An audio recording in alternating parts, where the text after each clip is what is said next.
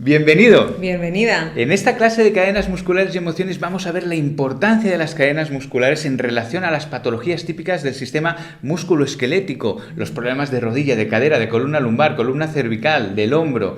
Entonces, sin más, vamos a empezar respondiendo a esta pregunta. ¿Por qué son tan importantes las cadenas musculares? Porque todo el mundo habla de ellas, forma parte de la fisioterapia vanguardista, del ejercicio terapéutico. ¿Pero por qué? ¿Qué importancia tienen las cadenas musculares? Porque las alteraciones en la tensión de las cadenas musculares provocan desalineaciones en las extremidades, un genu valgo, un genu varo, una pelvis en anteversión, en retroversión, unas lumbares planas, una escoliosis, un hombro elevado, bajo, una cabeza inclinada, una serie de desalineaciones que abundan, todos tenemos, y que eso con el paso del tiempo llegan a generar las enfermedades degenerativas. Aquí lo leemos: estas desalineaciones generan estrés mecánico articular y con el tiempo las típicas enfermedades degenerativas o afecciones como las que vemos aquí. En el caso de la cadera, pues el síndrome del piramidal, la artrosis de cadera; en el caso de la rodilla, la condromalacia rotuliana, la rotura meniscal, la artrosis de rodilla; en el caso de la columna lumbar, la artrosis vertebral, pinzamientos. Esos pinzamientos pueden ser de los discos intervertebrales o de las raíces nerviosas. O puede ser que haya alguna discopatía provocada por el desajuste de las cadenas musculares, como puede ser degeneración discal lumbar, protusión discal lumbar, hernia discal lumbar. O si nos vamos en el caso de las cervicales, exactamente lo mismo, como lo que vemos aquí en esta imagen, donde nos señala la flecha, nos señala una hernia discal, pero puede ser también que se produzca degeneración discal cervical, protusión, y como comentábamos, la hernia discal cervical. El desajuste de las cadenas musculares también nos va a poder producir tendinitis del supraespinoso, una afección en el manguito de los rotadores, o bien artrosis en el hombro. Todas estas son típicas patologías que son capaces de, digamos que vienen por el desajuste, la anomalía tensional entre las cadenas musculares. Y uno se preguntará, pero preséntame las cadenas musculares, ¿no? Porque me hablas de cadenas musculares y todavía no tengo una visión clara de lo que son las cadenas musculares. Pues vamos a ello.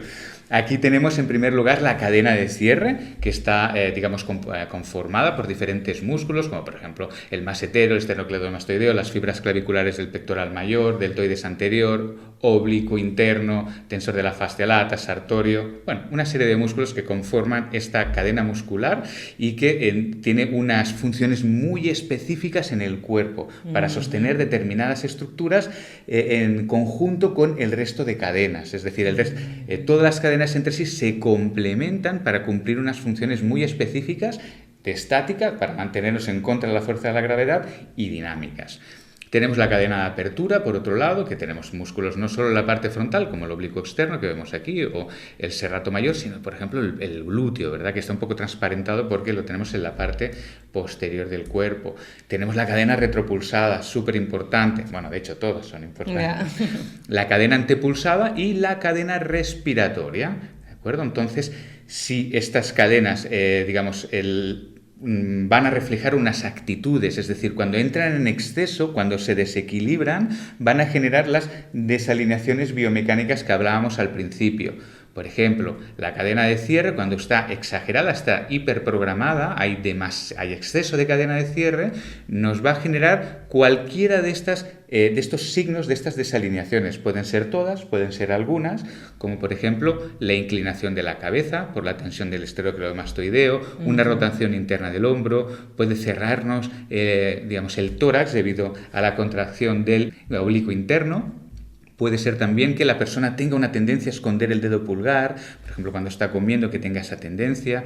Puede ser que haya una rotación interna de cadera o un genu valgo, y una tendencia también a que haya un juanete, a cargar el peso de la parte interna del pie, que se difumine el arco plantar y que esas personas tengan arco plantar caído con tendencia a que el dedo se les vaya para adentro y por lo tanto que aparezca una lux valgus, un juanete. Tenemos las típicas desalineaciones de la cadena de apertura. Una de las cosas que más destaca pues es la elevación del hombro o la rotación externa de la cadera, en la que la rodilla se sitúa mirando hacia afuera, con genu varo también, con las piernas en paréntesis, que después veremos algún ejemplo real. Las típicas desalineaciones de la cadena retropulsada y de la antepulsada, que son más destacables vistas de perfil, hay unos rasgos muy típicos que ahora veremos, y la cadena respiratoria, que ahora entraremos en detalle en esas tres figuritas. Pasamos a verlas de perfil, ¿de acuerdo? Porque también tienen desalineaciones de perfil. Estas son las típicas desalineaciones de la cadena de cierre, ¿de acuerdo?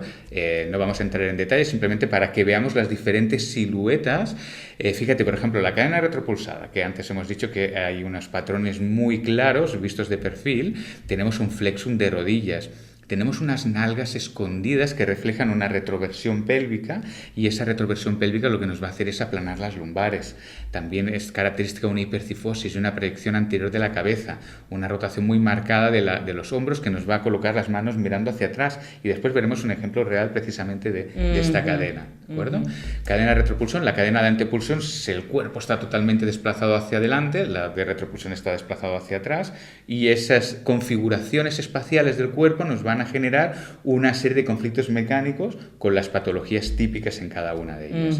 Y la cadena respiratoria, muy interesante, esta cadena nos da 3 morfotipos, nos da 3 actitudes diferentes, que es la actitud rectificada, que sería la actitud militar, en la que todas las curvaturas de la columna vertebral han perdido curvatura, están rectas, la adaptable, que veremos también un ejemplo, ya hablaremos un poco más en detalle de ella, y la hiperlordótica, que se caracteriza por una curvatura lumbar exagerada. Entonces, cada una de las cadenas en sus excesos lo que va a generar es anomalías posicionales de las extremidades, y esas anomalías, esas salidas del eje, del punto de equilibrio, nos va a generar enfermedades degenerativas típicas que el ser humano desarrolla a lo largo de su vida, a lo largo de su existencia. Sí, y trabajar esas cadenas musculares y emociones de forma precisa pues hace que podríamos prevenir esas enfermedades en muy buen porcentaje.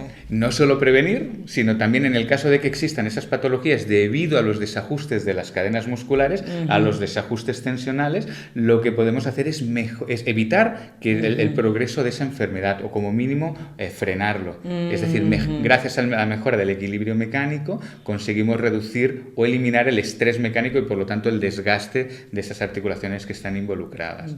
Y ahora tú misma has dicho cadenas musculares y emociones, ¿verdad? Acabas de decir. Y emociones. ¿Qué tienen que ver las emociones aquí?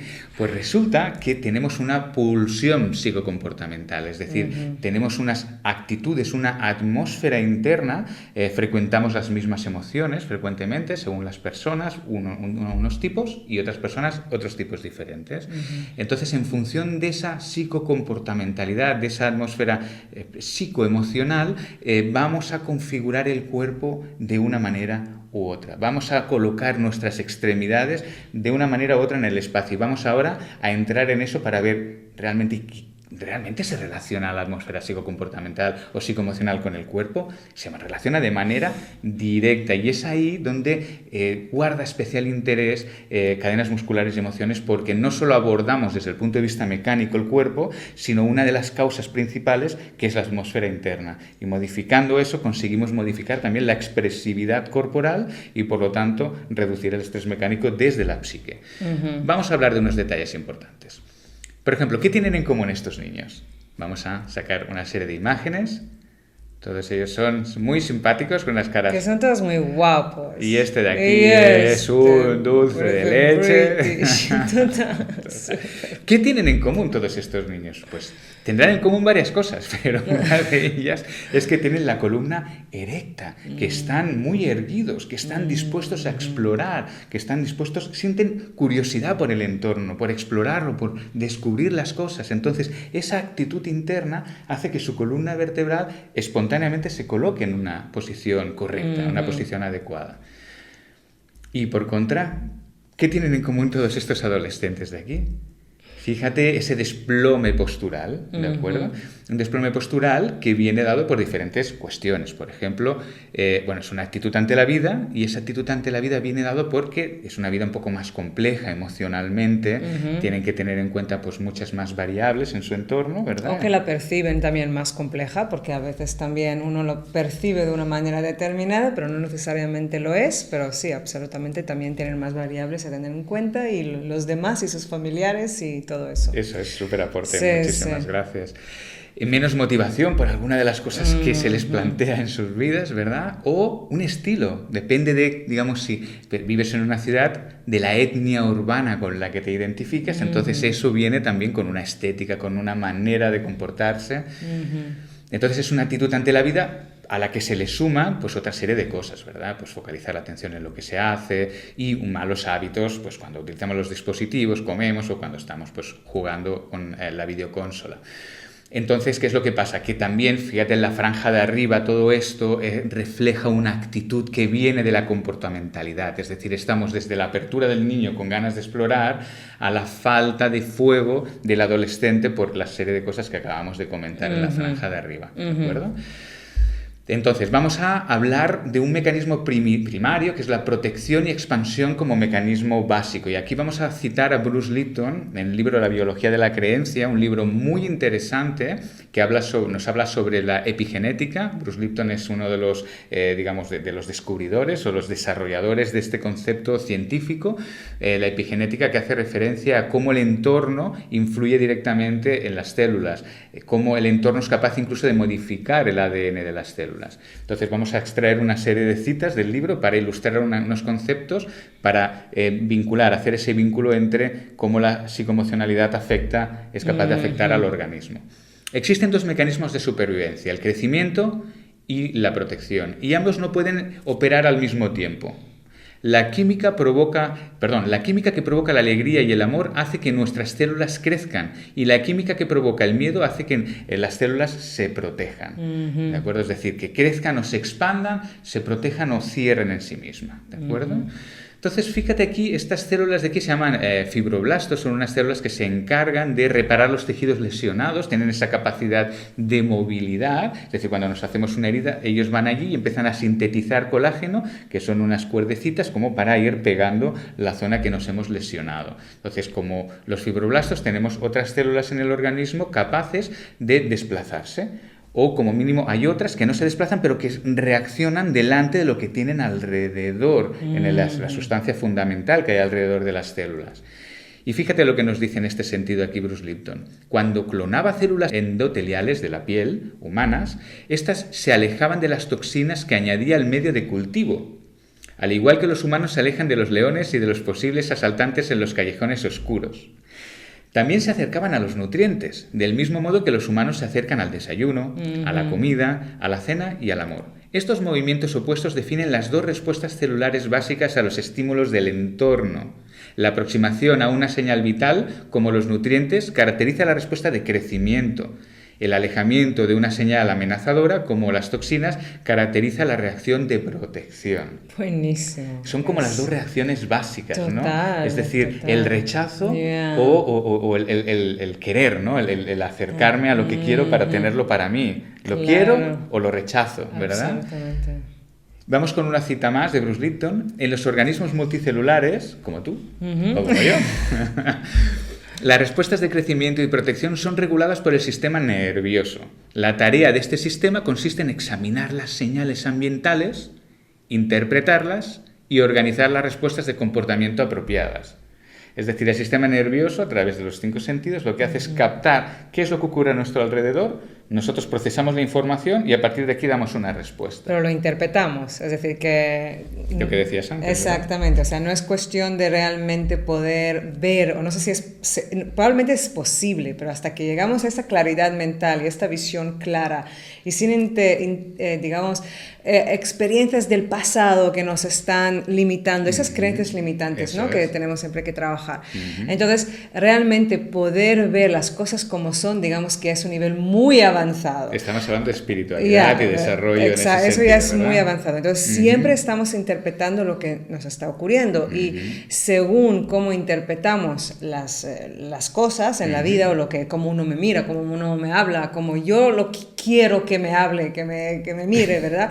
Entonces, todo esto lo que hace realmente es provocar una alineación u otra, esa actitud genera una alineación u otra en mi cuerpo. Absolutamente, eso es. Es decir, que primariamente tenemos el cierre o la apertura, como todo el mundo sabe, ¿no? Una persona que está deprimida, que le pesa la vida, tiene tendencia a cerrarse. Y una persona que le interesa, que es extrovertida, que tiene ganas de relacionarse, adopta una actitud física de apertura. Entonces, esas son las dos configuraciones básicas. Pero dentro de esas configuraciones hay matices y riquezas psicoemocionales que hace que realmente físicamente se alteren la posición de nuestras extremidades. Y vamos a ver ejemplos reales. La atmósfera psicocomportamental que nos caracteriza crea cambios posicionales de nuestras extremidades. Esta imagen la hemos visto antes, ¿de acuerdo? Vamos a ver unos ejemplos reales, ¿de acuerdo? Esto es una fotografía. Fíjate, por ejemplo, esta primera persona cómo tiene las rodillas cerca la una a la otra, en lo que sería un genu valgo. ¿De acuerdo?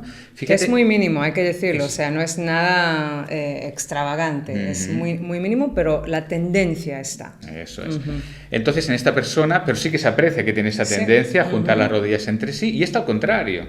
Esta sería un genu valgo, esto sería un genu varo, y fíjate, la siguiente, esta de aquí, tiene esa rodilla como, y solamente la derecha, fíjate que esto sería la rótula está descentrada, fíjate que esta está bastante centradita, la rótula, hay la misma distancia aquí que aquí, fíjate como aquí hay más distancia desde el lateral de la rótula, esta zona de aquí es menos distante, con lo cual hay una rotación interna de cadera, y no solo hay una rotación interna de cadera, sino este hombro está ligeramente más bajo, esto es típico de la cadena de cierre, esta doble configuración. ¿De acuerdo? Y fíjate que además la cadena de cierre es una cadena, una actitud psicocomportamental en la que nos enfocamos mucho en lo que hacemos, en la que profundizamos, en la que somos muy excelentes en aquellas cosas que estamos manejando. Y fíjate quién es la única que está mirando la cámara de todas las personas que están aquí en la imagen. Está ¿de acuerdo? Sí, pero esta es como la que está más centrada y realmente colocando su atención en ello. Esta persona tiene una actitud más de la cadena de apertura, por eso también tiene rotación externa, tiene rotación externa y tiene cierta tendencia al genu varo, como esta persona de aquí. Entonces, si vemos, tanto esta persona como esta persona aquí tienen unos caracteres, al menos lo manifiestan así en la foto, de extroversión, de apertura, ¿de acuerdo? Entonces, igual se está relacionando con la cámara desde una actitud de apertura y esta persona con una actitud de foco, de concentrarse en lo que se tiene que hacer ahora, que es hacer una fotografía, y hay una persona que nos está fotografiando. Ok, entonces esto de aquí es una persona, es una graduada de Fisium, les pedimos que se hicieran fotografías para que hicieran su propio análisis de sus propias desalineaciones. Y que hicimos después programa de 3 meses, quiero añadir eso, y hicimos después de esos 3 meses otra vez las fotos, y hubo unos cambios tremendos, ¿verdad? Sí. En solamente 3 meses practicando 2-3 veces a la semana, tampoco cada día. Y esos cambios los están ejemplificados en la certificación de cadenas musculares y emociones, se ve el antes y el después de cada uno de sus alumnos, ¿verdad? Entonces, fíjate, si trazamos la línea de plomada, vemos que realmente el hombro derecho de ella, si nos colocamos en su lugar, su hombro derecho está más bajo que el izquierdo, que es algo típico de la cadena de cierre. Fíjate también su rodilla derecha, como también tiene una tendencia a rotación interna de cadera, como la rótula está enfocada hacia la línea media. Y eso lo que nos va a generar es que se produzca una mayor carga en la parte interna del pie, se tenderá a aplanar el arco plantar y con el tiempo ese dedo se va a ir desplazando hacia el resto de dedos, generando un juanete, ¿de acuerdo? Debido a esta disposición, y todo esto es por una pulsión psicocomportamental. Y a continuación vamos a ver otros ejemplos. Por ejemplo, este de aquí es un típico ejemplo de la cadena antepulsada, en la que vemos realmente cómo destaca el desplazamiento anterior de la pelvis. ¿De acuerdo? O sea, aquí tenemos el maleolo, fíjate, el centro de la pelvis está por aquí, fíjate cómo realmente está bastante desplazado. Y una de las características es el recurvatum, que no se nota demasiado aquí en esta persona. Y la otra cosa importante es que debido a este desplazamiento anterior de la pelvis se produce un punto de inflexión en la columna lumbar. Es decir, vamos a coger la columna. Como la pelvis se desplaza hacia adelante, entonces el tronco, la musculatura erectora, lo que hace es posteriorizar todo el tronco al unísono, generando un punto de inflexión, generando un ángulo muy marcado entre el sacro y las lumbares, focalizando la presión en las articulaciones posteriores interapofisarias, de tal manera que cuando la persona está mucho rato de pie, estas articulaciones se quedan muy comprimidas, muy sobrecargadas y suelen experimentar el dolor en la zona baja lumbar, y con el tiempo pueden generar artrosis lumbar en estas articulaciones por excesiva presión. Y otra característica es que, claro, como tienen todo el peso hacia adelante, desplazan los erectores lumbares, tiran hacia atrás la columna lumbar y intentan también desplazarse hacia atrás, rectificando la columna torácica, la enderezan. Todos son estrategias para desplazar el cuerpo hacia atrás, para contrarrestar esa pulsión hacia adelante, que son personas que son muy cerebrales, personas que son muy estructuradas, que tienen que planifican mucho su vida, su trabajo y están constantemente generando estructura y planificación y siempre impulsados físicamente hacia la acción, hacia adelante. Tendencia a la región torácica plana. Este es un ejemplo de la cadena retropulsada, donde tenemos un flexum, que se puede ver muy claro en la persona, una rotación interna del hombro. Esa rotación interna del hombro lo que nos va a dar es una mano mirando hacia atrás. Esta mano, si te fijas, no está mirando plenamente hacia atrás, está mirando como hacia el cuerpo la palma de la mano, pero esta sí que está mirando realmente hacia atrás, ¿de acuerdo? Otra de las características de la cadena retropulsada es la hipercifosis, que en este caso no está muy marcada, eso es cierto, pero que puede ser más o menos marcada según la persona, y lo que sí que tiene muy marcado aquí es esa proyección de la cabeza hacia adelante, ¿de acuerdo? También esa barriguita típica, una barriguita más bien baja, debido a que la compresión del diafragma, del desplome de la caja torácica por la hipercifosis nos saca las vísceras hacia adelante. Y otro ejemplo que es de la cadena adaptable, dentro de la cadena respiratoria, la actitud adaptable en la que se produce también un recurvatum, una pelvis trasladada hacia adelante, un tronco hacia atrás y una cabeza hacia adelante. Es un cuerpo más en zigzagueo, digamos. Entonces, esto tiene toda una actitud de unas personas pues, que fácilmente digamos, se adaptan a las circunstancias, pero también les falta foco y fuego de cara a decidir objetivos digamos, vitales o incluso profesionales. Es mucho más rico y mucho más complejo, pero para hacer un resumen así rápido, sí, total. Bueno, pues comentar este aspecto. Entonces, ¿qué es lo que ocurre? Que todas estas desalineaciones biomecánicas de las extremidades nos van a generar un conflicto mecánico, nos van a generar estrés mecánico porque estamos, como hemos visto, estamos fuera del eje, estamos con pues, una serie de estructuras corporales desplazadas respecto a la línea de la gravedad y eso nos va a generar esfuerzo muscular, que ese esfuerzo muscular extra para sujetar el cuerpo va a comprimir las articulaciones y las articulaciones no van a estar bien engranadas en su lugar y estarán sometidas a excesivas compresiones en alguno de sus lados, ¿de acuerdo? No estará bien repartidas homogéneamente o bien estarán demasiado comprimidas, todas ellas, ¿de acuerdo? Entonces, vamos a apartar esto. Podemos tener diferentes tipos de conflictos mecánicos y de patologías. Por ejemplo, aquí vemos claro, ¿verdad? Esta persona que tiene un genu varo, como las rodillas están en paréntesis, y esto lo que nos va a dar es una compresión del menisco interno crónica que nos lo va a lesionar. Muchas de estas personas tienen que pasar por quirófano para que les extirpen ese menisco y acaban desarrollando artrosis. ¿De acuerdo? Con los años.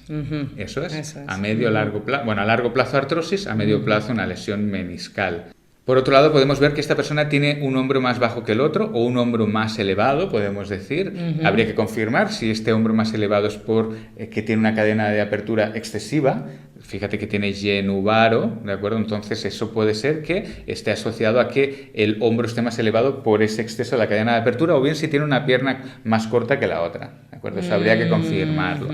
Pero me adelanto y digo que sí, en este caso tenía una pierna más corta que la otra porque era alumno de OR, era paciente mío y tenía esta pierna de aquí más cortita que la otra. Entonces esto puede ser que tenga un hombro más elevado porque hay una escoliosis, ¿verdad? Por una pierna más corta o porque hay un exceso en la cadena de cierre bajando este hombro, la cadena de apertura subiendo y esto va a generar problemas en el hombro, no solo dolor en el trapecio, dolor de cabeza potencialmente, sino problemas en el hombro como la tendinitis del supraespinoso o a largo plazo artrosis. Esta serie de desequilibrios biomecánicos nos va a generar estrés, ¿de acuerdo? Estrés mecánico. Fíjate, por ejemplo, aquí la escoliosis, esta es su radiografía, vista desde el frente, la columna lumbar, los discos intervertebrales van a sufrir más compresión en este lado que de aquí que en este de aquí y esto va a deteriorar la estructura del disco, generando problemas discales. Y hay que añadir que todas esas fotos tenemos el permiso de nuestros alumnos y pacientes, que nadie piense que estamos aquí publicando fotos de alumnos, o sea, está con permiso todo. Claro.